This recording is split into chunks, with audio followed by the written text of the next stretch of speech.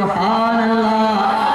कायनात इरशाद फरमाता है, ऐ मेरे हमने आपको गवाह और शाहिद और खुशखबरी सुनाने वाला और देखने वाला बना कर भेजा।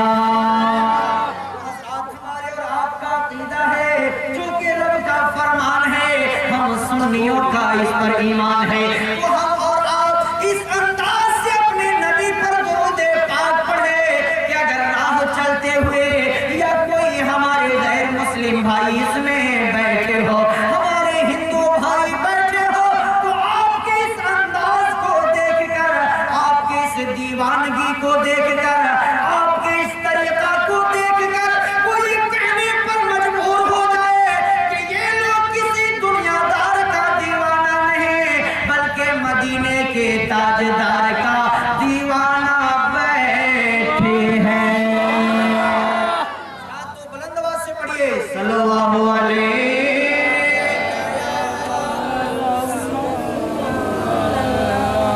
मैं माइक छोड़ता हूँ आपकी आवाज सुनने के लिए, आवाज बोल की जल्दी से सल्लल्लाहु अलैहि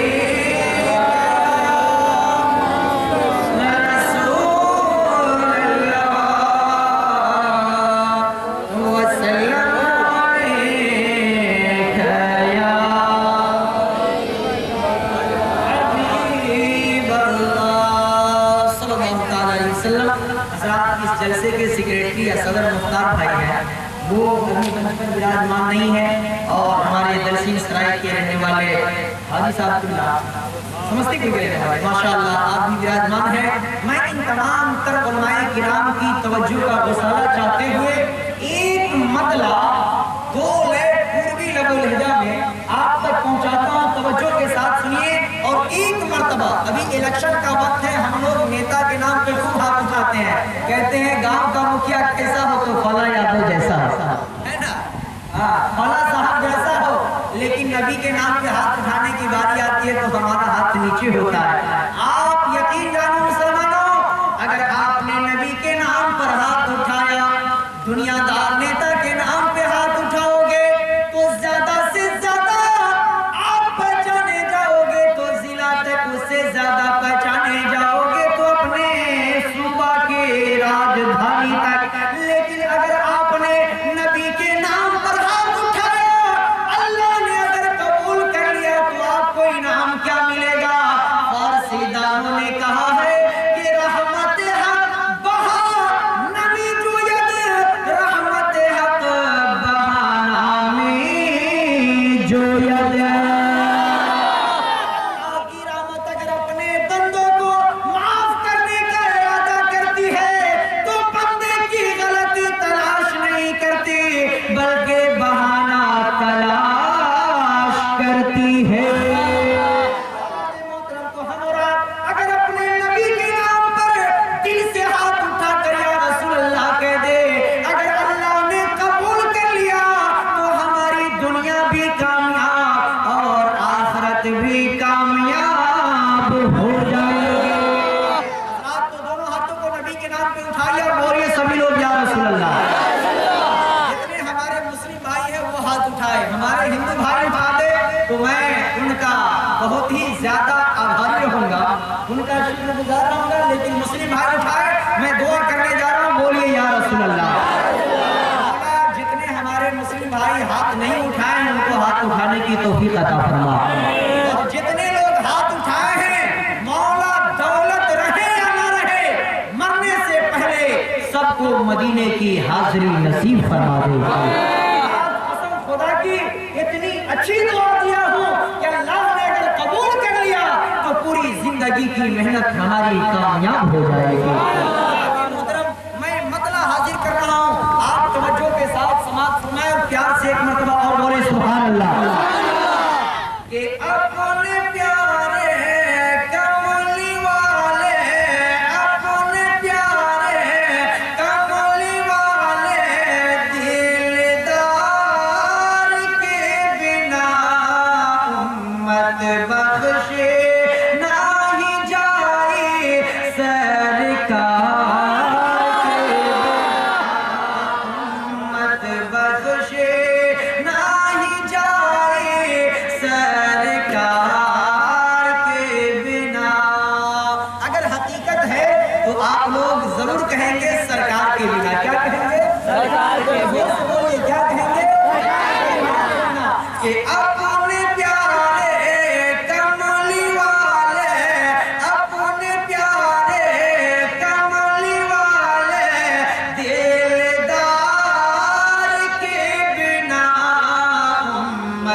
बख्शे नाही जाए सरकार के बिना, हिम्मत बख्शे नाही जाए सरकार के बिना।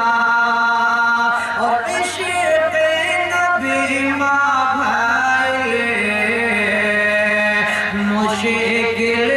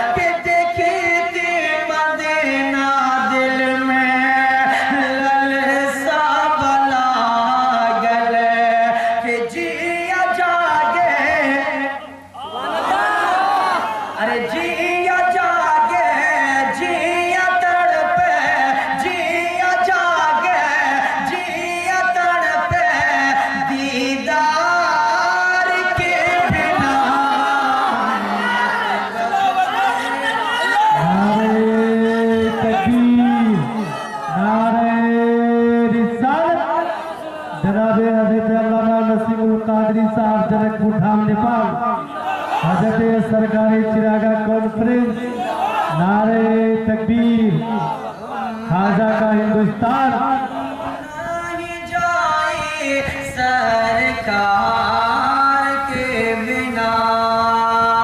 और आखिरी शेर सुनिए, बोलिए सुभान अल्लाह, और प्यार से बोलिए सुभान अल्लाह। हाजी साहब से पूछिए, रोज़े रसूल की ज़ियारत करके आए हैं, हम नहीं देखे हैं, वो हमारे दिल में इतनी तड़प होती है, हर आशिक़ रसूल के दिल में ये ख्वाहिश होती है कि या रसूल अल्लाह, हम गुनहगार सही, आप अपने दर पे बुला लीजिए और उस बशारत उज़्मा से हमें सरफराज फरमाइए जिसके बारे में आका इरशाद फरमाते हैं,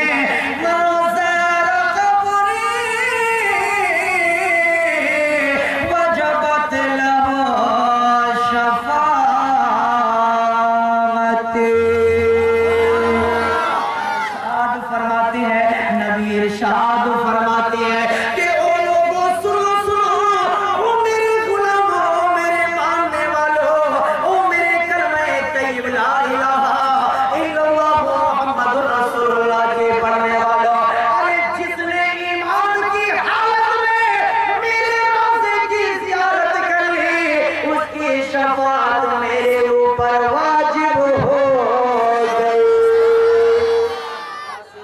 सुभान अल्लाह।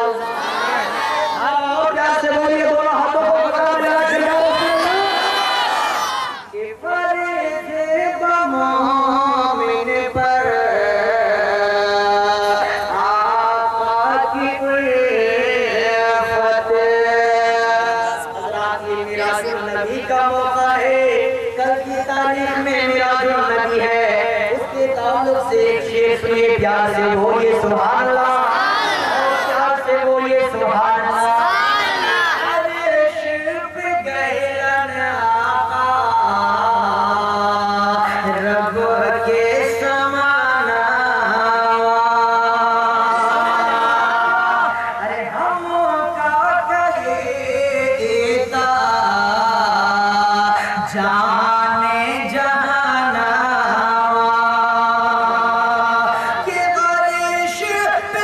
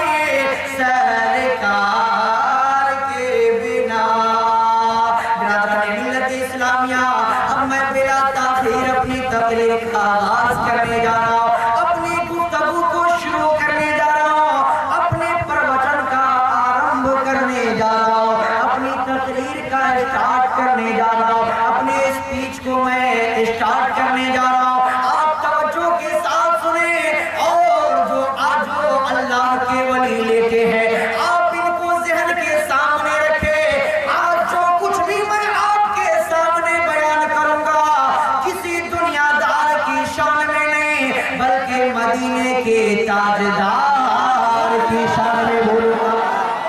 नबी के ताल्लुक से, नबी की शफाअत के ताल्लुक से एक शेर सुने और आप ये ज़हन में रखें, मैं जो आज तकरीर करूंगा उसका नाम ये है कि मेरी तकरीर का उन्वान मेरे आका का पैगाम। मोहतरम शायर ने कहा कि प्यासे रहो ये साथी कौसर को छोड़कर, अरे पी जाओ चाहे साथ समंदर निचोड़कर, पी जाओ चाहे साथ समंदर निचोड़कर। और कितना बुलंद हो गया अरे मिट्टी का आदमी, हम मिट्टी का आदमी, अरे रिश्ता रसूल पाक के कदमों से जोड़ तकबीर, नारे रिसालत, सरकारी चरागा कॉन्फ्रेंस, उलमाए सुन्नत, रिश्ता रसूल पाक के कदमों से जोड़कर। नाज़रीन मिल्लत इस्लामिया, खुतबा मसनूना के बाद मैंने जिस आयत मुक़द्दसा की तिलावत किया, अल्लाह तबारक व तआला कुरान करीम में इरशाद फरमाता है, या अय्युहल्लज़ीना आमनु तक़ुल्लाह।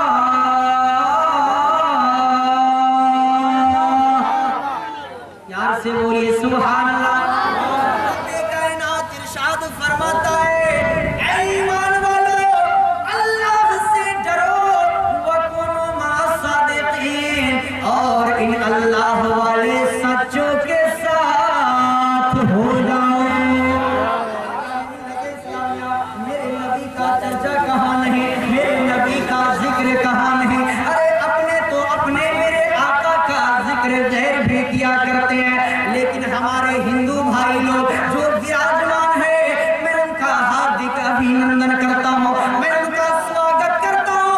और मेरे हिंदू भाई भी गौर से सुने, अगर मैं आपकी ग्रंथ को पढ़ूंगा, अगर मैं आपकी किताब को पढ़ूंगा, अगर मैं आपकी पुस्तक को पढ़ूंगा, तो इस नियत से नहीं कि आपके दिल को मैं तकलीफ पहुंचाऊं, अरे हरगिज नहीं, बल्कि वो मनुष्य ही कैसा जिसके अंदर मनुष्यता न हो, वो इंसान कैसा जिसके अंदर इंसानियत न हो। मतलब अगर मैं आपके ग्रंथ को पढ़ता हूँ, अगर मैं आपकी पुस्तक को पढ़ता हूँ, तो सिर्फ इस नियत से पढ़ता हूँ कि भला किसी का कर न सको तो बुरा किसी का मत करना, अरे भला किसी का कर न सको तो बुरा किसी का मत करना, और दोस्त नहीं बन सकते हो तो बुरा भी बन कर मत रहना, दोस्त नहीं बन सकते हो तो बुरा भी बन कर मत रहना।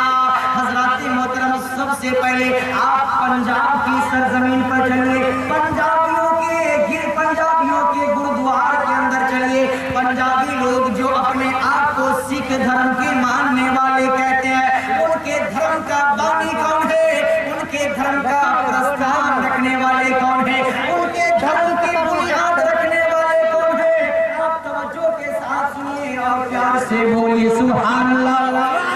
अरे नबी के नाम पे दोनों हाथों को उठाकर बोलिए या रसूल अल्लाह।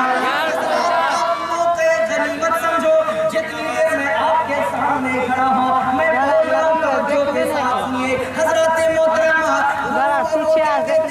गुरुद्वार का और पंजाबियों के धर्म का जो बानी है, उसे गुरु नानक जी कहते हैं। क्या कहते हैं? गुरु नानक जी। बोलिएगा पीछे वाले लोग, क्या कहते हैं? गुरु नानक। क्या कहते हैं? गुरु नानक। गुरु नानक जी कहते हैं।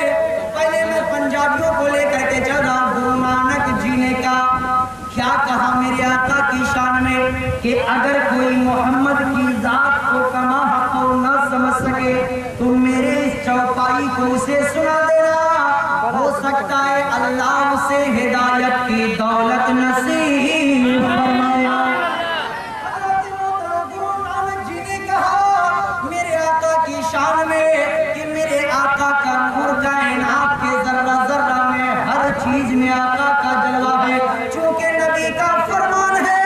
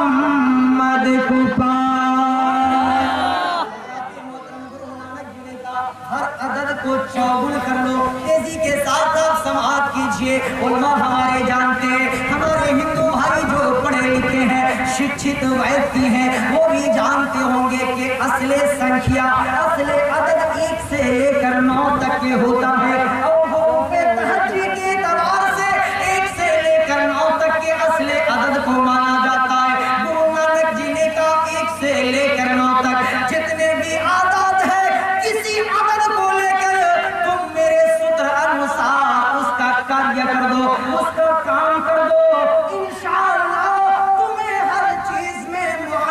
के नाम का जलवा नजर आएगा। अब देखिए 1 से लेकर 9 तक, 1 से लेकर 9 तक। अब आप लोग बिल्कुल तवज्जो के साथ सुनिए, 1 से लेकर 9 तक। अगर मैं अपनी जानिब से करूंगा तो आप कहिएगा नस्मुल कादरी आप रट करके आए थे वही बयान कर रहे हैं। 1 से लेकर 9 तक कोई भी आदमी एक संख्या को, एक अदद को, एक नंबर को बोले, मैं उसको इस सूत्र अनुसार डिवाइड गुना भाग जोड़ करके दिखाता हूँ। कितना? 8। कितना? 8। हाँ। अब देखिए हमारे भाई ने कहा 8 को कीजिए। कितना को कहा? 8 को। पीछे वाले लोग आपकी बोली नहीं सुने, मेरी बोली तो सुन रहे हैं ना। कितना को कहा? 8। अब देखिए गुरु नानक जी ने कहा हर अदद को 4 गुण कर लो, 2 को उसमें 2 मिलाए। अब 8 को आप 4 गुने कर दीजिए तो 8 चौक 32। माशाअल्लाह कितना हो गया? 8 चौक 32। 2 को उसमें 2 मिला, जब हम 32 को 2 में मिला दिए तो 32 जो 36 34 36 हो जाएगा। आप लोग हमसे ज्यादा मजबूत है हिसाब में। हाँ तो हर अदद को 4 गुण कर दो, 2 को उसमें 2 मिला। जब मैंने 8 को 4 से गुना किया तो 8 चौक 32, 2 को उसमें मिला दिया तो 34। क्या कहा गुरु नानक जी ने कि हर अदद को 4 गुण कर लो, 2 को उसमें 2 मिला, पूरे जोड़ का 5 गुण कर लो, 20 से उसमें भाग लगा। अब आप 34 को 5 से गुना कीजिए, कितना बनेगा? 170। 170। करेक्ट हो गया आप लोग। कितना हुआ? 170। उन्होंने क्या किया? पूरे जोड़ का 5 गुण कर लो, 2 को उसमें 2 मिला, यानी जब पूरे जोड़ का हम 5 गुण कर लिए तो 70 बचा। और 70 को क्या कहा? हर अदद को 4 गुण कर लो, 2 को उसमें 2 मिला, पूरे जोड़ का 5 गुण कर लो, 20 से उसमें भाग लगा। जब 170 170 हो गया, तो 170 को हम 20 से भाग करेंगे तो कितना से कटेगा? 20 सत्ते 20 अट्ठे 20 अट्ठे से कटेगा। कितना से कटेगा? 20 अट्ठे से कटेगा। 8 से कट जाएगा, बाकी बच जाएगा 10 बाकी कितना बचेगा? 10 बचेगा। अब आप तवज्जो के साथ सुनिए, गुरु नानक जी ने कहा पूरे जोड़ का 5 गुण कर लो, 20 से उसमें भाग लगा है, बाकी बचे का 9 गुण कर लो। अब आप 20 से भाग दिए तो 10 को कैसे काटिएगा? 10 शेष बच जाएगा, बचेगा ना? 10 शेष बच जाएगा, 10 को आप काट नहीं सकते 20 से। गुरु नानक जी ने कहा बाकी बचे का 9 गुण कर लो, 2 को उसमें 2 मिला। अब आप 10 को 9 से गुना कर दीजिए तो 10 9 जोर से बोलिए 10 9 और 2 को उसमें 2 मिला है तो 90 को 2 में बात जोड़ कर दिए तो 90 2 92। अब गुरु नानक जी की चौपाई समझिए कि 92 उसके सूत्र अनुसार लास्ट अदद आया, अंतिम संख्या आया, आखिरी अदद आया। अब इन उलमाए किराम से पूछिए, इन शुराए इस्लाम से पूछिए, इन नुकबाए इज़ाम से पूछिए कि नसीमुल कादरी ने गुरु नानक जी की चौपाई हमको सुनाया, उसके सूत्र अनुसार उन्होंने सब कुछ करके आखिर में 92 को बचाया। आप मुझे बता दीजिए कि 92 किस नाम का जलवा है, 92 किस नाम का अदद है? तो आपको मालूम है कि उलमाए किराम ही नहीं बल्कि दुनिया का जो भी इंसान है अगर मेरे नबी का नाम जानता है तो वो यही कहेगा, अरे 92 किसी दुनियादार के नाम का अदद नहीं बल्कि मदीने के ताजदार मुहम्मदुर रसूलुल्लाह का अदद है। क्या कहा कि क्या शान अहमदी का चमन में ज़ुहूर है, क्या शान अहमदी, क्या शान अहमदी का चमन में ज़ुहूर है, हर गुल में हर शजर में मोहम्मद का नूर है, हर गुल में हर शजर में मोहम्मद का नूर है। हज़रत मोहतरम पंडित धर्मवीर उपाध्याय एक पंडित साहब है, उन्होंने एक किताब लिखी है, किताब का नाम है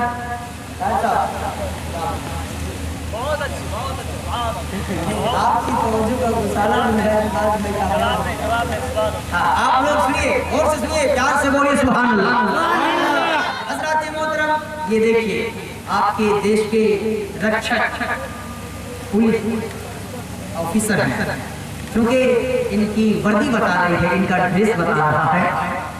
अगर मैं किसी के सामने आऊं तो जो जानता है उसको बताने की जरूरत नहीं पड़ेगी कि मौलाना है, वो ड्रेस में देखते ही कहेगा ये मौलाना है। इसी तरीके से इनको सरकार ने वर्दी दी है और आज वर्दी को अपने बदन में सजाकर हमारे और आपका सहयोग किया करते हैं, हमारे और आपको मदद किया करते हैं। हज़रत मोहतरम तो मैं कह रहा था कि पंडित धर्मवीर उपाध्याय अपनी पुस्तक हादरन देश कोटक क्षति के अंदर लिखते हैं। उन्होंने क्या लिखा आप तवज्जो के साथ सुनिएगा। पुस्तक का नाम है हादरन देश कोटक क्षति।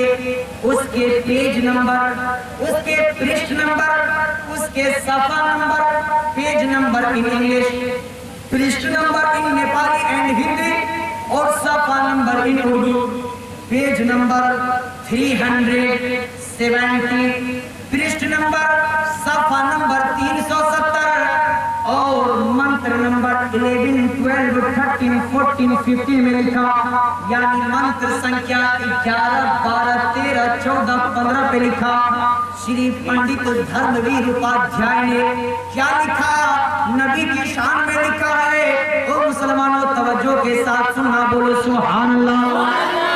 हमारे हिंदू भाई भी गौर से सुने, उन्होंने लिखा, क्या लिखा के ओम अवतारण्यारत पुनीतम पृथ्वी मध्ये अर्निसट भारतम बलवंत स्वानम तेज बहादम सर्वोन्नम महापुरुषम पुरुषोत्तम शंभरे स्थानम गृहे विष्णुय सुमत्या गर्भमागतम पृथ्वी पाल बरहरम करग्रहरत पुष्यतम परंपरागत परमात्म बोले सुभान अल्लाह। सबका तर्जुमा परफेक्ट है। मौलाना सिराज साहब किबला आ गई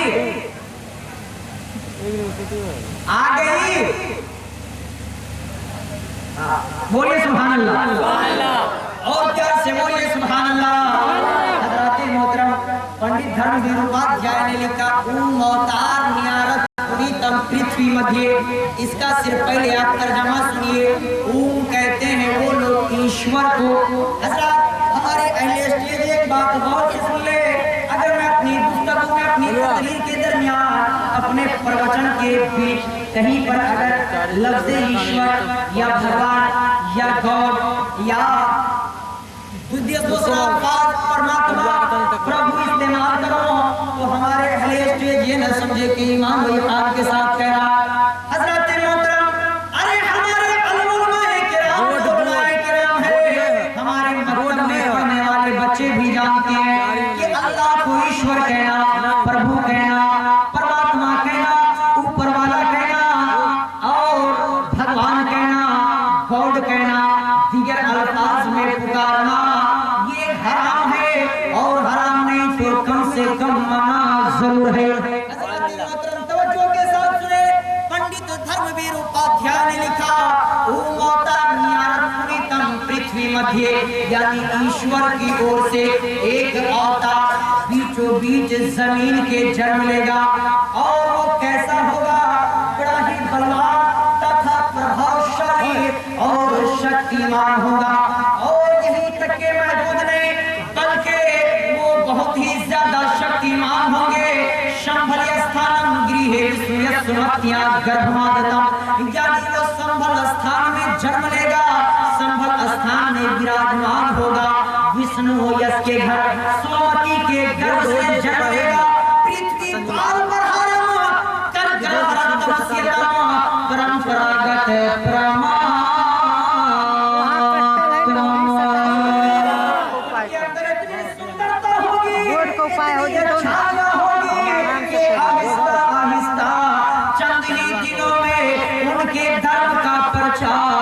पूरी दुनिया में हो जाएगा। तवज्जो के साथ लिए सिर्फ एक बात की तशरीह सुनिए।